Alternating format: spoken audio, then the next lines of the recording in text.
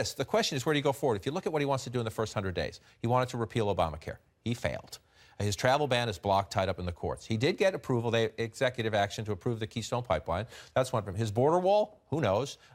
Mexico's certainly not going to pay for it. At least they say they're not. And who knows if Republicans will give him the money for it. China trade, he said on day one he would declare China a currency manipulator. He's backed away from that. We could have a longer list of things he promised in the first 100 days that either have disappeared or at least are nowhere near the finish line. The question is, when he comes to work on Monday morning, what does he think he has to do differently?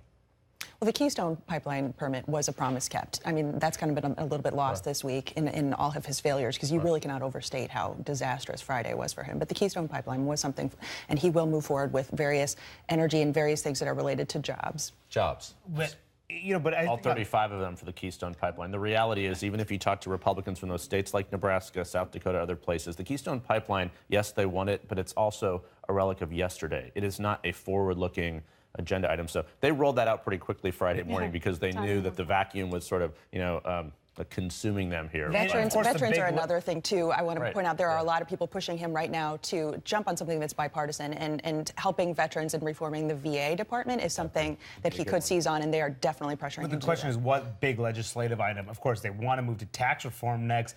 That is incredibly difficult. There's a reason why tax reform has not been successful in the last 30 years. Very difficult to get bipartisan support. He's going to have to trust Paul Ryan to do it. Will he trust Paul Ryan going forward? There's significant policy differences between House Republicans and Senate Republicans. He's going to have to referee that, and which side will he come down? That's where we're going to go next.